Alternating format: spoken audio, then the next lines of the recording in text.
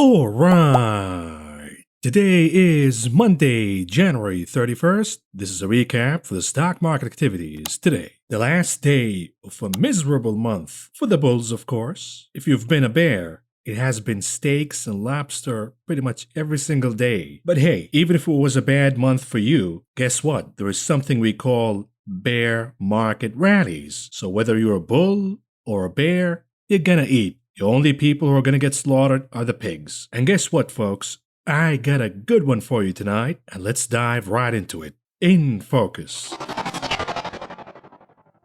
The bear market rally. How long will it last? Well, let's do the homework and figure out how long will the bear market rally last. Let's start by this. The expectations for interest rate hikes by the Fed continue to move higher and higher and higher. Leading the pack with the outlook for interest rate hikes is Bank of America with about 7 interest rate hikes. Now, as you can see, we have Deutsche Bank with around 5, and then Goldman Sachs also 5, but all of them are expecting interest rates to move higher by the end of the year. Be it JP Morgan, be it Wells Fargo, be it Citi, be it Morgan Stanley, doesn't matter. All of them are jacking their outlook for interest rates higher and higher and higher. And I say it's a little too early here to make an end-of-the-year prediction of what interest rates are going to look like. There are many wild cards and landmines that we could step on. But if the pace of inflation continues to be as is right now, and the Fed remains callous about it, then my expectations are that interest rates will move by at least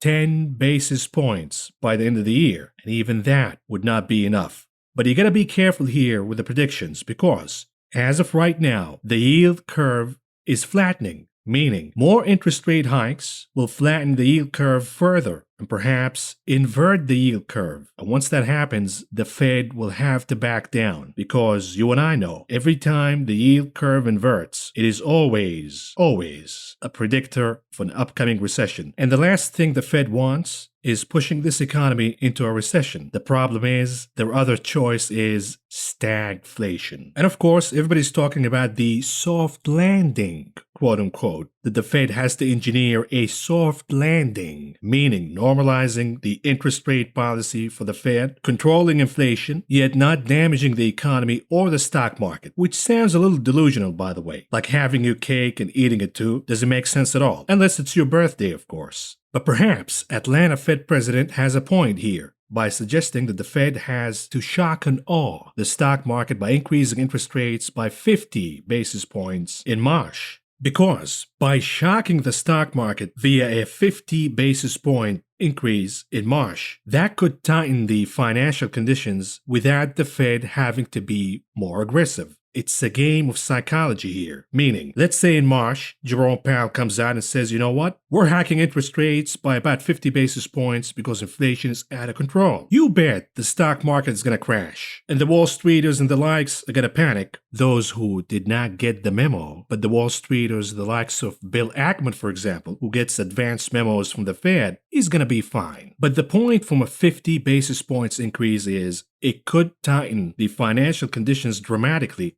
so the Fed doesn't have to be so aggressive in next meetings. It might cost the stock market maybe 10-20% losses, but that will recover right away if the shock and awe approach is successful and it pushes inflation expectations down. For example, so far, all the hawkish talk by the Fed zombies has been successful in pushing financial conditions to be tighter. And this is according to the Goldman Sachs Global Financial Conditions Index. Pay attention now. The Fed did not raise interest rates. It didn't do anything at all. It remains accommodative for now. Yet the psychological warfare is working because it's pushing financial conditions to become tighter without the Fed having to do anything at all. This is going to work until the Fed backs off and says, you know what, financial conditions are already getting tighter. We're not going to raise interest rates. That would be a policy mistake because it will push inflation expectations higher and erase all of these gains that you see in the Goldman Sachs Global Financial Conditions Index. I hope I'm clear here by explaining the shock and awe approach of of the 50 basis points in March. And I'm not just mumbling and stumbling like Jerome Powell. And here's more evidence of the damage so far by the Fed's psychological warfare against inflation. It already trimmed down valuations in the stock market. And this is according to the NASDAQ 100 forward PE ratios. They went down and we are now at the May 2020 levels in terms of valuations. The market remains overvalued because there is a caveat in this chart. The assumption for now is based on lagging indicators, meaning Q4 earnings of last year. If you believe, like me, that Q4 earnings are the peak, then this reading in the chart right now is wrong. As upcoming earnings start to slow down, the PE ratios will move higher, we will need to trim even more in terms of valuations. But regardless, for now, as we've been talking in this channel, I'm predicting that we will see a bear market rally, an intense rebound rally, because the market is severely oversold, or at least was a few days ago, and we nailed the bottom pretty much to the penny in both the SPY and the NASDAQ.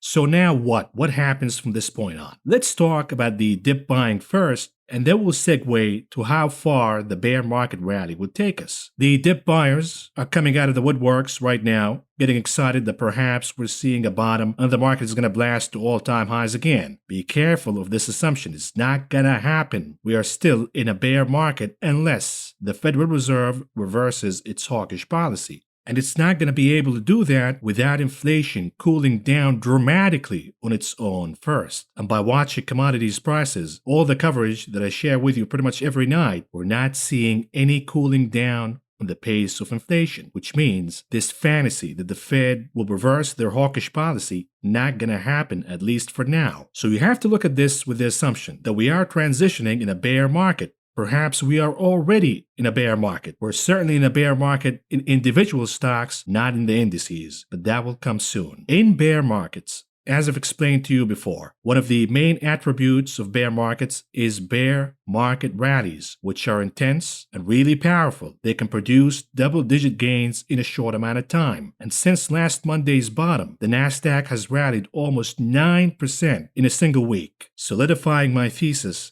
that this is a bear market rally. And the dip buyers are showing up. Matter of fact, we're seeing speculators moving the net long positions in the S&P 500 to the highest level since October of 2018. What happened in October 2018? The Fed announced their autopilot policy of increasing interest rates higher. And then after that, after the market crashed 20% rapidly, they reversed their stance, and these speculators were proven right in being net long the S&P 500. The problem this time around is we have this thing that we call inflation that we did not have back in 2018. So you gotta be extremely careful here. After a bruising New Year rout, U.S. equities are advancing Monday, and money managers like Park, this is some fancy money manager, are keeping the faith in the dip buying strategy that rewarded them so richly last year. On Friday, investors funneled $1.36 billion into the QQQ. This is the NASDAQ, the biggest NASDAQ 100 tracking exchange traded fund, trimming outflows this year to $6.6 billion. And so far, this has been the right move because the NASDAQ moved higher significantly on Friday and again today. Continuing, dip buyers have history on their side, down almost 10% from January's peak through Thursday. The S&P 500 has entered territory that historically has tended to reward bottom fishers. Be careful now. Historically doesn't mean shit because we did not have inflation to this magnitude before. Buying the S&P 500 10% below its high has generated a median return of more than 15% during the next year, delivering gains 76%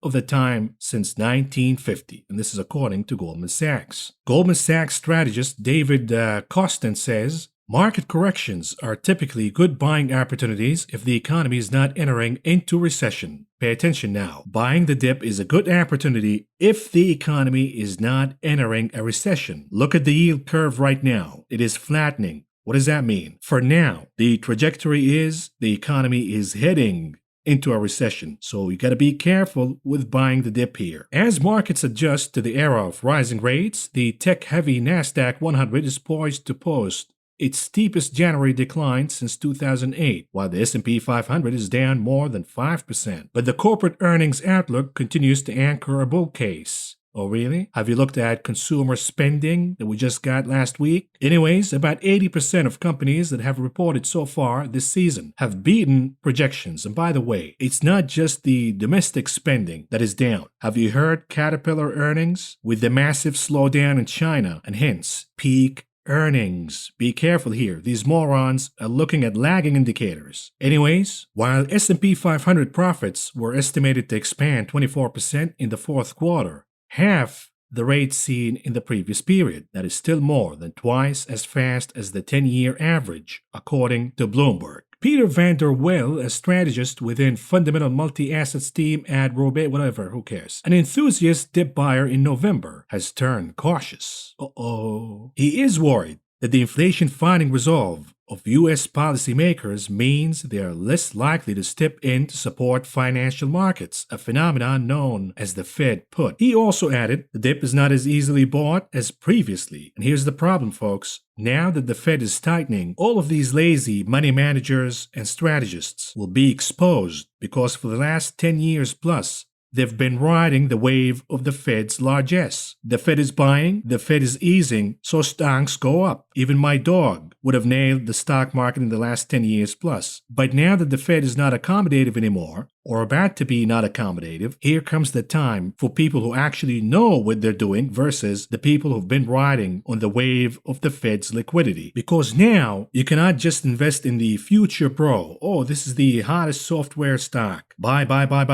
Regardless of profits, regardless of revenues, regardless of anything, the fundamentals don't matter. Just buy whatever the future bro. That's not going to work anymore. The fundamentals are going to matter. Earnings are going to matter. Valuations are going to matter. So you have to be a stock picker. And not everybody is seasoned to be a stock picker. Be careful now. The retail crowd is getting a little wiser here. They're not buying the dip in meme stocks and garbage stocks. They're buying the dip in blue chips, at least for now, suggesting a massive change in sentiment from risk on to risk off. Here's the bad news for the dip buyers. What history says about the S&P 500 performance after it craters. There have been 33 S&P 500 corrections of 10% or more since 1950. The median episode has lasted roughly 5 months and encompassed a peak to through decline of 18%, meaning we're not through yet. What you're seeing right now, you can call it a dead cat bounce. I call it a bear market rally. So be careful once again. Today, I heard a lot of talk about, it's the comeback of innovation and Mama Cathy Wood, yada, yada, yada. Be careful. You're gonna get slaughtered like the donkey you are. Maybe you want to listen to the whales from Norway, the largest fund in history. The world's largest wealth fund warns of quote-unquote permanent inflation will hit returns. Equities and bonds to suffer as steep rise in rates becomes lasting feature of economy, says the Norwegian oil fund boss. What is he talking about here? Tangen said the oil fund, which owns the equivalent of 1.5% of every listed company in the world, thought inflation, we're quoting here, could be stronger than what is generally expected, end quote, as the world experienced both high demand and lingering disruptions to supply chains. He also added, we're seeing it across the board in more and more places. You saw IKEA increasing prices by 9%. You have seen food prices going up, continued very high freight rates, trucking rates, metals, commodities, energy, gas. We're seeing signs on wages as well. Once again, folks, the superstorm, the super cycle, as Dan Ives would say, in inflation, the mother of all inflation storms. You cannot downplay it at all. Continuing, the former hedge fund manager said, how will it pan out? It hits bonds and shares at the same time. For the next few years, it will hit both. Once again, economists are divided over whether the surge in inflation is fleeting. Oh, really? Some argue the pandemic caused a temporary shock to supply chains that coincided with a sharp economic recovery, which will ease over time. And by over time, they mean could be 6 months, could be a year, could be 2, could be 5, could be 10, could be 100. You know, the transitory inflation. Now, let's answer the question. How long will the bear market rally last? I already shared with you the important technical levels that you have to watch for. But I know what you're going to say. Hey bro, by the time we get to these levels, the line in the sand, it will be obvious already that the bear market rally is finished. Can you give us something more here? And I say, what am I, a prophet? But let me try here with my crystal balls. And when I look at my crystal ball, which has a feature, by the way, where you can't smoke pot from, but anyways, when I look at it, let's see the economic calendar. Do we have anything that could rattle the rally that we're seeing right now? What are we talking about here? Two things could rattle the market right now. Number one, good economic news, meaning unemployment rate is going down dramatically and we're creating more jobs. Why would that be bad for the stock market, by the way? Because once again, if you're new to this channel, good economic news equals bad news for the stock market. Why? Because Jerome Powell says, I'm waiting for maximum employment. Once we get to maximum employment, then he doesn't have any excuse to continue to grease up the stock market and the real estate market with coke every single day. So if you are a bull, you're actually praying for bad economic news. You're praying for higher unemployment rate. You're praying that we're going to see a bad jobs number this Friday. But hold your horses, because we already know that we're going to get a bad jobs number this Friday. Hold your horses. I'll cover in a second. But another thing I want to look at is inflation data. If we get any data suggesting that inflation is peaking or perhaps dropping down, this will be good news to extend the rally and perhaps change the sentiment from bearish to bullish. However, if we have any piece of data suggesting that inflation is moving higher, then this could be the catalyst to end the bear market rally, and we will take another dive down. So let's take a look at the calendar here and see what we got. For example, tomorrow we have the manufacturing PMI, we have JOLTS, job openings, and job quits. I highly doubt that we will get a surprise that will change the outlook here. What about Wednesday? The ADP employment report, that could move markets. If the private sector of the economy shows severe loss in jobs in the month of January, I doubt it, but it could be the catalyst. What do we have on Thursday? Initial jobless claims. That could be it. Who knows? I doubt it. We have the ISM Services Index, the Services PMI. We have factory orders. That's not going to move the market. So what about Friday, February 4th? We have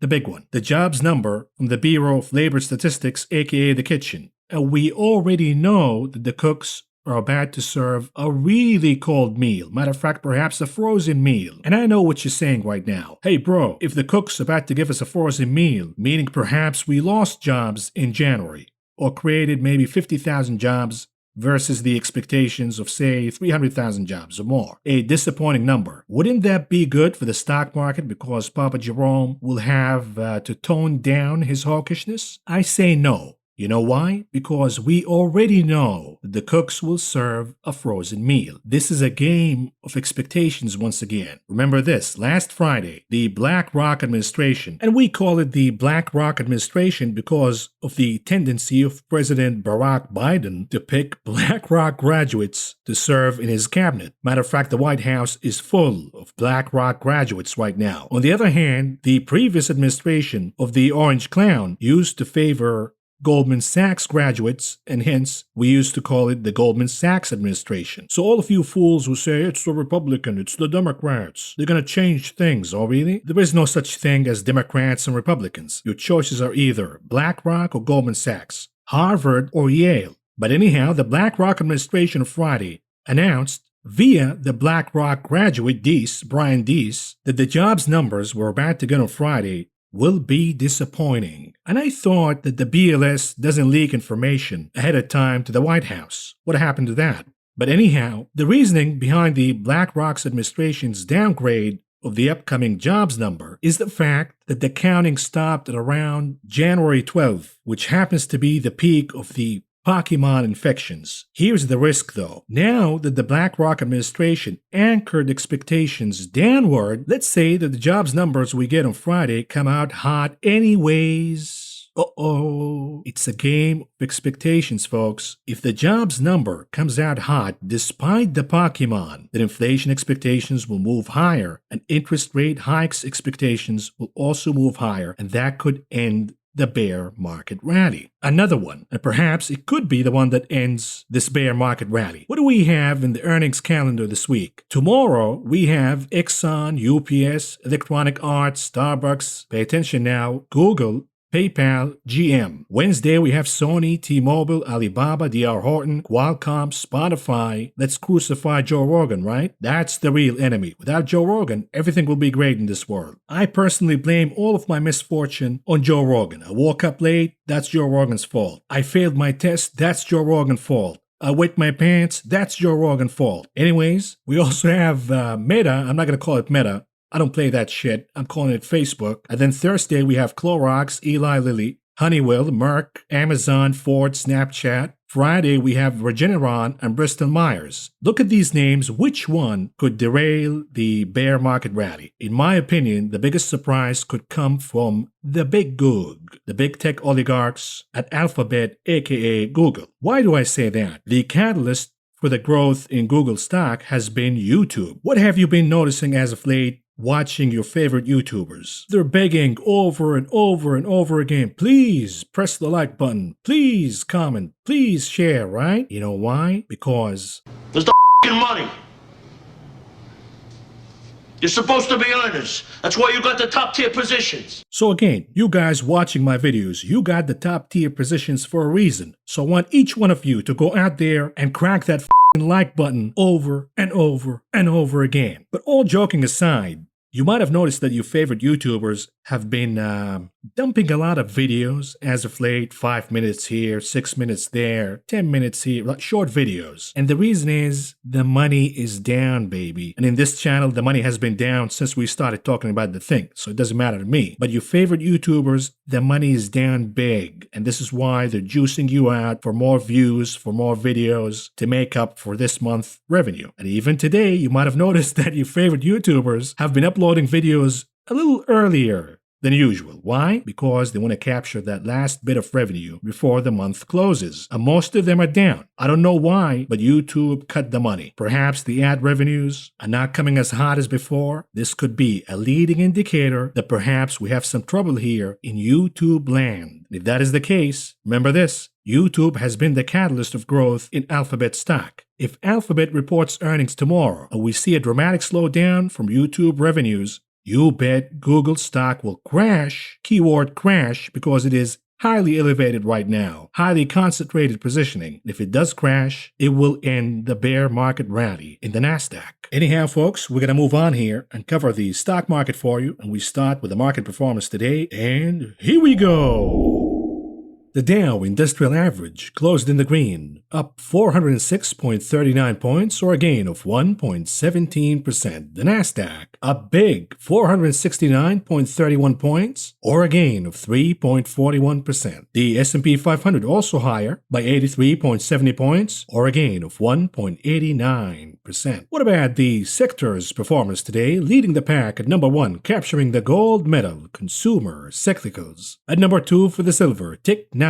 Number 3 for the bronze, communication services. We're not going to shame any sector of the market today because they all closed in the green. Perhaps a sign that we're going to see a pullback starting tomorrow. Moving on to the advance to decline ratios, NYSE 83% advancing versus 14% declining. The Nasdaq 86% advancing versus 11% declining. And notice, even with a really good advance to decline ratio in the Nasdaq, 86% advancing, we're seeing only 19 new 52-week highs versus 31 52-week lows. Again, the breadth underneath it all in the Nasdaq remains awful. And again, when we see these exaggerated ratios to the upside or the downside, we see the opposite move right away, at least in the pre-market session. Moving on to commodities. What's going on here? We have an interesting contrast between the WTI and Brent. The WTI was up big, almost 2% today, while Brent was down a little over half a percentage point. And perhaps the upcoming storm in Texas and the visit by Qatar had something to do with that. We're going to talk about all of that in a second. But we also saw gasoline moving higher along with heating oil.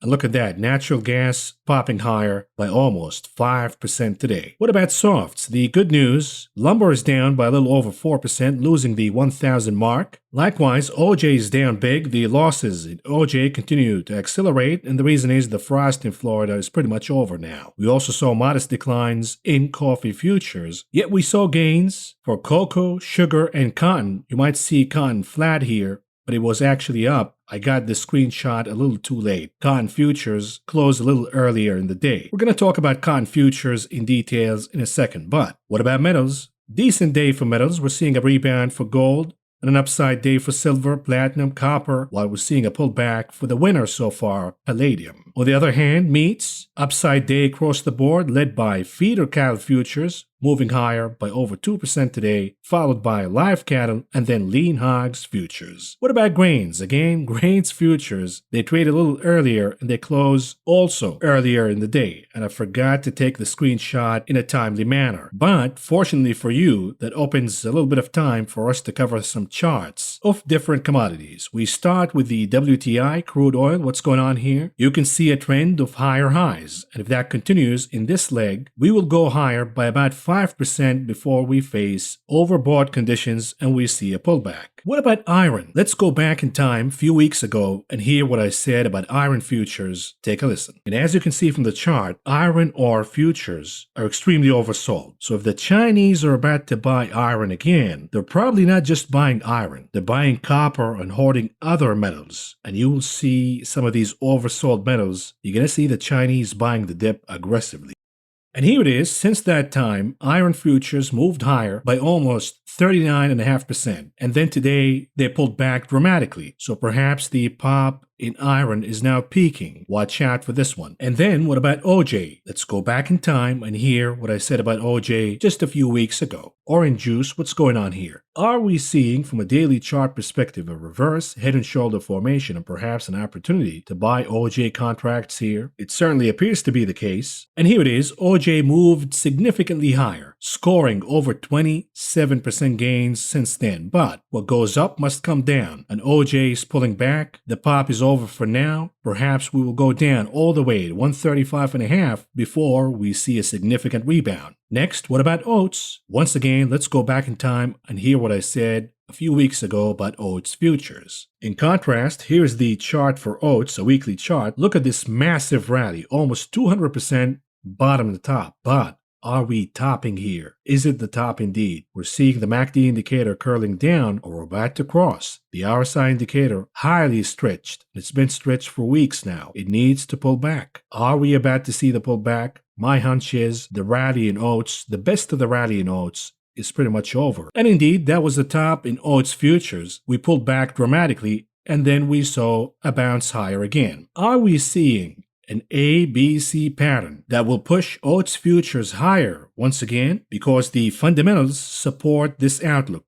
Remember, last year it was the lowest oat crop since 1866. That's going to take years to recover. So the tailwinds for oats remain intact. What about wheat? Let's go back in time a few weeks ago and hear what I said about wheat futures. Now, what about wheat futures? What's going on here from a weekly chart perspective? We have a trend line. There is a divergence higher from the trend line, meaning we should have a pullback top to bottom of around 16% to revisit the trend line once again. When we visit a daily chart for wheat, are we seeing a head and shoulder formation, which will also take us down at least to revisit the trend line? Take a listen. And here it is. Indeed, wheat futures pulled back by about 16.5%, touching the trend line and then bouncing higher again. What happens from this point on? Let's zoom in to a daily chart and let's see what's going on. The head and shoulder played out. We saw a rebound and then a retest to the trend line, producing a double bottom, but we also see a double top for now. So this is inconclusive. We have a double bottom supported the pop, but we also have a resistance in the double top. The line in the sand is the trend line in yellow. If that is broken, then we could see accelerating losses in wheat futures. And lastly, what about soybean meal futures? I don't have a previous prediction here because we seldom cover this one, but we have a series of lower highs. And every time we hit that resistance, we see a significant pullback.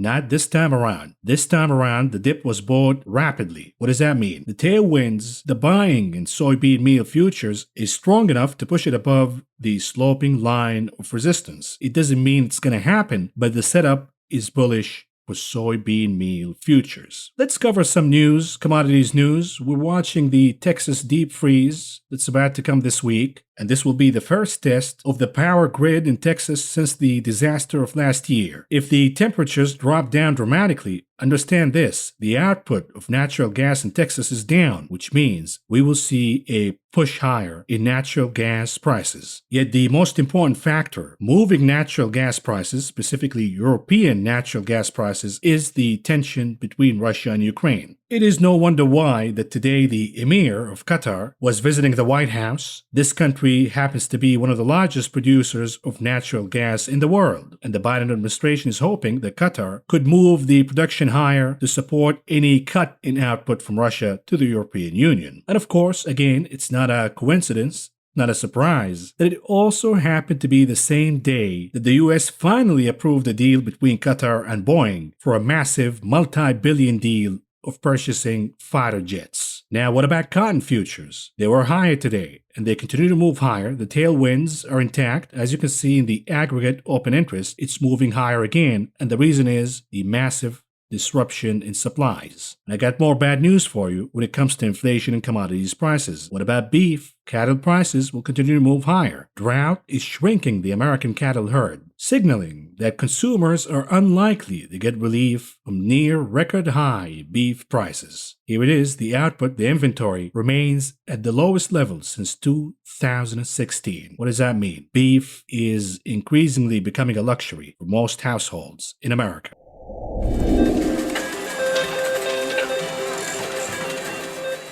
Moving on to the options market, the big casino, what's going on here? The volume remains down, which is yet another signal, another worrisome signal that this is a bear market rally, and the participation of retail investors is nowhere to be found. Perhaps retail investors, specifically the Robin Hoodiot crowd, who gambles on options, are now holding massive bags, and they don't have any money to gamble with, and therefore we're seeing options volumes down dramatically. This is not a good sign for the bulls. But regardless, Apple came up at number 1, the hottest table by far, with over 1.1 million contracts. About 61% of those were calls. And at number 2, Tesla, the souffle, with a little over 600,000 contracts. About 59% of those were calls. Number 3, AMD, with almost 500,000 contracts traded today. About 67% of those were calls. And here are some of the unusual activities that took place in the casino today. We start with the ticker SPY for the S&P 500. They're buying puts here, the 370 puts for the expiration date February 16th, with the expectations that the name could drop down by more than 18% by then. They paid about 25 cents apiece to enter this trade, all in all, spending about $750,000. What about the ticker IBKR? This is for interactive brokers. They're buying puts here, expecting a crash. The 55 puts for the expiration date, February 18th, with the expectations that the name could drop down by more than 20% by then. They paid about 40 cents apiece to enter this trade, all in all, spending about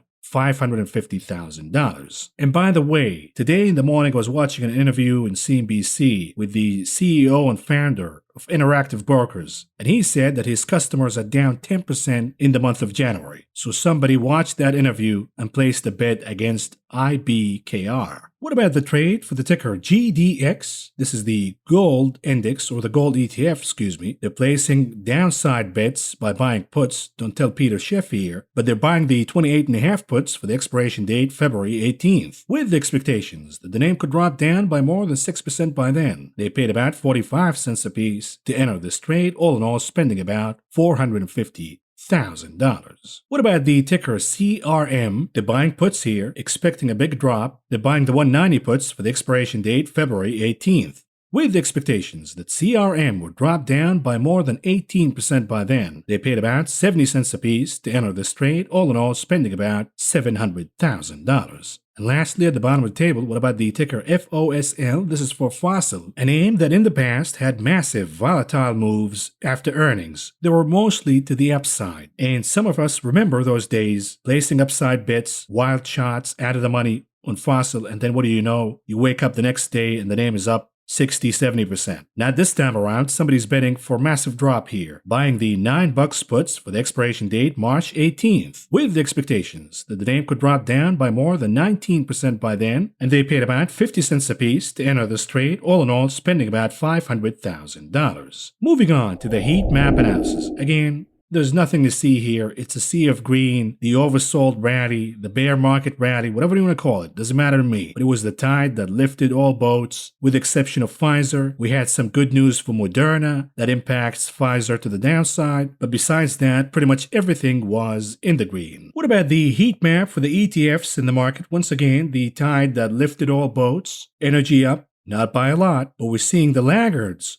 last week moving higher, be it chips, be it the XRT retail, be it the XBI. This is the biotech ETF. And notice the contrast between growth and value. Value is up, but it is underperforming growth. And in this channel, we've been watching the contrast between growth and value. And we were able to predict the rally in growth ahead of time. What about international markets? They're moving higher across the board. No exceptions here. China moving higher, Europe moving higher, the EWZ Brazil moving higher, India moving higher, Russia moving higher, emerging markets are moving higher. And by the way, the institutionals are favoring emerging markets over US equities because, as you can see so far, in the month of January, emerging markets have been beating US equities by the most since 1990 as the hunt for value goes on. Moving on to charts, starting with the SPY, the S&P 500, 30 minutes chart. What's going on here? Again, I've read the chart for you psychologically, and the behavior of the chart keeping 430 over and over and over and over again cemented the fact that we're about to see a pop higher. And we now know that 430 is the line in the sand. If the chart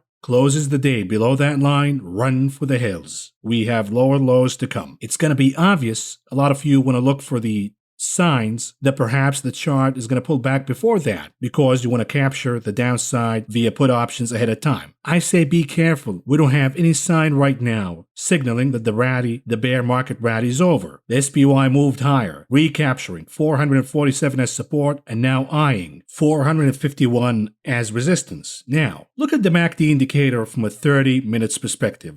It is overbought. Now, the 30 minutes chart is not that significant, but soon enough, you're going to see the hourly chart also overbought, then the 2 hours, and it goes on and on. It becomes significant, and by then, we expect a pullback. You can resolve overbought conditions on the RSI from a 30 or an hourly perspective by 3 ways, and I discussed this with you in details before. Number 1, the bearish scenario, which is a gap and crap. So the chart gaps higher in the morning, and then it craps, erasing all of the gains. Scenario number 2, which is the neutral, you see a pullback, erasing the overbought conditions, and then you see a continuation of the rally. And then you have the bullish scenario, which is working the overbought conditions via consolidation, because consolidation means building energy, asking for buyers, and the buyers will show up, and we will see the chart moving higher again. For now, it appears that the SPY was working the overbought conditions in the 30 minutes chart via consolidation, and therefore we saw that massive pop by the end of the day as the Johnny-come-lately buyers showed up. And here's our daily chart for the continuous contract for the SPY, the S&P 500. What's going on here? The leading indicator,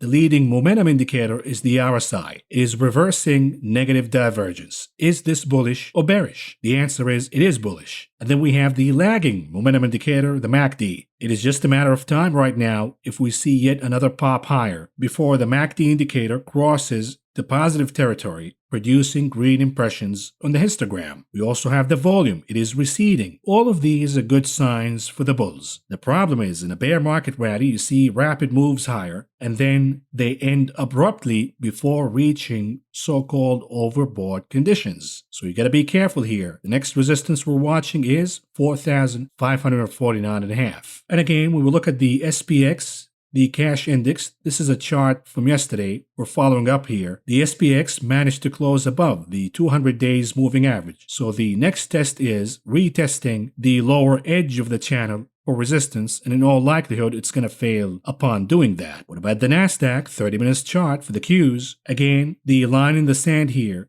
that has been tested over and over and over again is 343. You can call it 342.5. It doesn't matter to me. But closing the day below that line will be an ominous signal. Now, as we've talked before with SPY, you're going to say, duh, I'm going to wait till the line of 343 is broken before a short. How about you give me something before that? We have yet to find a reversal signal. We have yet to find a reversal pattern. For now, the bulls remain in charge in this bear market rally. The Qs moved higher, consolidating below 360.5 for a little while before finding the energy in the buyers to pop higher, recapturing 360.5 as support and now eyeing 365 for resistance. Perhaps the sign that the bears want to look at is the overbought conditions on the RSI and the MACD indicators from a 30 minutes perspective. Again, you can work this in three ways. Gap and crap, that's bearish. Pulling back and then recovering, that's neutral. And then you have the bullish scenario, which is consolidating before popping higher again. And I had a trade, a calendar call for the expiration date February 4th. And it was for the 360 call. And I opened the short leg for the expiration date today. So I bought the 360 calls with the expiration date of February 4th, and this is last Friday. And then I sold the 360 calls for the expiration date today, with expectations that the Qs will not make it above 360. And somebody in the comments on Twitter made a good comment by saying, when your prediction of a rebound goes too well, and exactly that's what it was. Because pay attention now. My intention from this trade was I bought the 360 calls for the expiration date this Friday, and I paid about $1.50 a piece. And then I sold the 360 calls with the expiration date today, and I received $50 a call. $50 a piece. Now I've reduced my entry cost to $1 a piece. My goal was for the Qs to close below 360, so that leg expires worthless, and I capture the 50 cents a piece in total. And then I sell the 360 calls for Wednesday's expiration, or perhaps the 365 for Wednesday's expiration, and receive, let's say, $2.50 a piece from doing that. Now, my entry cost has been reduced to negative $1.50 a piece. What does that mean? Now, I'm getting paid to trade. I'm getting paid $1.50 to be in this trade. And let's say the Qs closes below 365 on Wednesday. That expires worthless, and I capture all of these gains. And then I open another one by selling the Friday's expiration, let's say 365 again or 370, and I capture another $1 or so. Now I'm getting paid $2.50 to trade. See what I'm saying? I hope this is clear for you. This was the strategy, and unfortunately, it became scrambled eggs when the Qs closed above 360. So I had to close the trade altogether, and I captured about $3.50 a piece, which is decent. I scored over 100% gains from that trade. But the lesson from all of this is opening spreads reduces your risk, number one. Number two, you can open a spread, a call, put spread, doesn't matter to me. You can hold your position in a certain option, and then you juice up more gains by opening spreads, short-term spreads, with the hope that they will expire worthless. And if they do, you get to a point where you actually get paid to trade,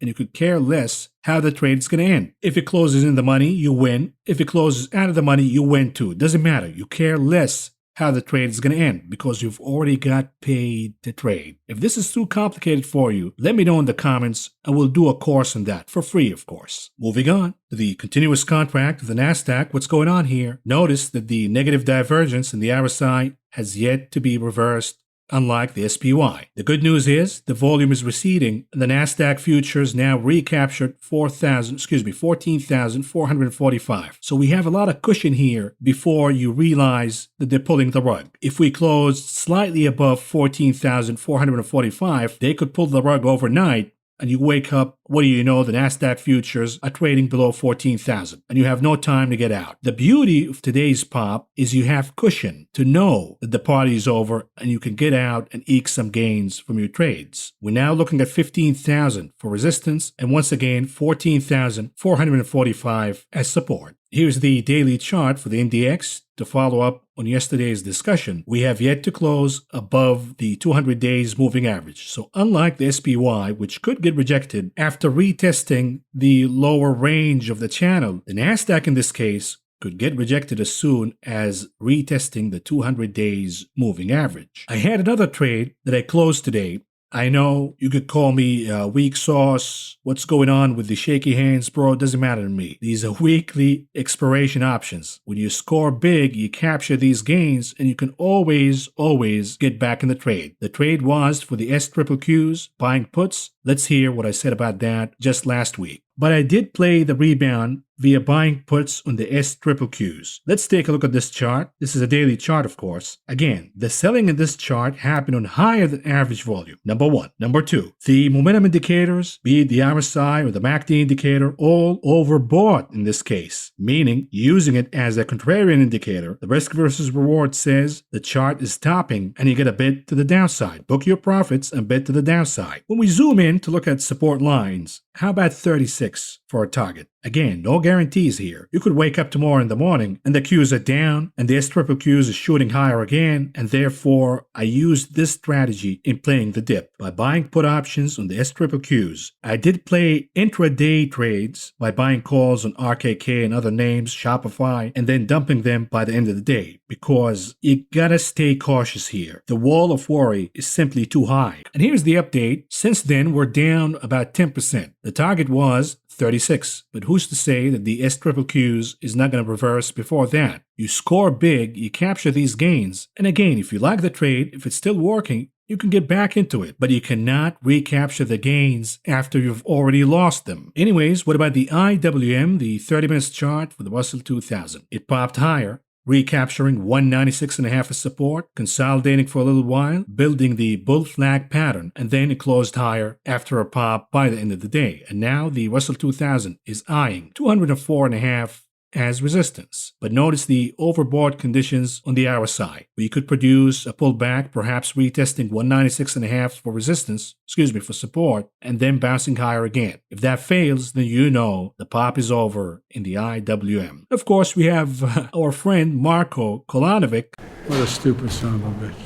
The pumper from JP Morgan. He says it's time to buy the dip in the Russell 2000. Which probably a good time to bet against the IWM. I'm not saying right now, I'm saying when we get a reversal signal. What about the Dixie? A daily chart pulling back, losing 97 as support, and now eyeing retest of 96 as support. Even though the dollar was down, gold did not move higher by a lot. The good news is it remains within range. Support 1,763, resistance the three amigos. You gotta be really patient here if you're bullish on gold. It's gonna work, but it's gonna take a lot of time for that to happen. In the meantime, what about a daily chart for the US 10-year yield? We're seeing the double top. We're seeing weakness in the RSI and MACD indicators. Not a confirmation yet because we have not broken the support of 177. If that happens, we're looking down at 1.7%, and then we'll take it from there. What about a weekly chart for the TLT? A weak opening for the TLT for the week. We are still in negative divergence in the RSI and MACD indicators. 140 was already tested. How come the TLT did not produce a pop to retest 149 as resistance? This is a sign of weakness here in the TLT. What about the VIX 4 hours chart? What's going on here? Look at the MACD indicator crossing to the negative territory, creating red impressions on the histogram. That was your confirmation that the SPY is about to pop. And we're seeing the reverse ABC pattern playing out. I'm not saying it's going to go all the way down to 20. It could stop at 22.5. That is a good level of support. But the bottom line is clear. The VIX has topped. We're now waiting for a reversal signal in the VIX. And a reversal signal in the VIX will mean an upcoming reversal to the downside in the SPY. We have yet to have any signal of a reversal or bottoming in the VIX. Here is the 4 hours chart for the VXN, the VIX for the NASDAQ. Similar story here. The topping formation in the VXN is fresh when you compare it to the VIX. We could drop even more, which means that the NASDAQ could squeeze more gains before it tops. For now, the bear flag is playing out. The MACD indicators producing red impressions on the histogram. We have yet to see any bottoming signal whatsoever. Apple, daily chart, popping higher, reversing the negative divergence on the RSI, and the MACD indicator is about to pick up on that. The good news is it's above the sloping line of resistance. It also recaptured 172.5 as support. So far, so good. The problem is if Alphabet's earnings come out weak, that could add more pressure and profit taking in Apple. What about an hourly chart for Tesla? The souffle, massive pop higher today, gapping higher, recapturing the trend line and producing a bull flag consolidation pattern. All of these are good signs for the bulls, and perhaps we'll go up and retest 995 as resistance. But once again, breaking below the trend line and closing the day below the trend line was an ominous signal that will play out and will produce a flush down in Tesla. For now, Tesla, like everybody else in the stock market, is riding the wave of the tide that lifted all boats today, the so-called bear market rally. Lastly, what about BTC, Bitcoin, tulips? Not good. I'm not liking the action here. The Nasdaq is moving higher, the SPY is moving higher. Why couldn't tulips move higher too? Perhaps this is an alarming signal, a leading indicator that the pop in the Nasdaq will fade too once the bear flag in Bitcoin plays out. There is still time for the buyers to show up, but we're running out of time. Lastly, here's an update for a trade that I opened on Thursday for a firm. Let's go back and listen to what I said back then. When I saw these dumb headlines of downgrading a firm after the stock is already down to $50, I said, you know what? I'm buying calls here. And this is exactly what I did today. When we use the Fibonacci levels, you can see that perhaps we're bottoming here. We're forming a double bottom, and in all likelihood, a firm will shoot up higher if the so-called spark happens. Now, understand this. It's a trade. It's not an investment. A firm remains overvalued, and it's going to get crushed sooner or later. And here's the update. This is a 2-hour chart. Since then, the stock produced a massive pop that went all the way to 40% gains. Now, the gains in options were over 5,000%. A massive score. You don't get these kind of trades often. So once you score that big, you close the trade, you thank the Lord, and you move on. And this is exactly what I did. Lastly, moving on to the conclusion of this video. What do we have on the economic calendar tomorrow? We have the manufacturing PMI with the ISM manufacturing index, and we have JOLTS, job openings and quits, and lastly, construction spending. But most importantly, we have earnings. We already covered that in the beginning of the video. And with that, folks, we're done here. This is all I got for you for now. Thank you for listening. Thank you for watching. I will talk to you again tomorrow.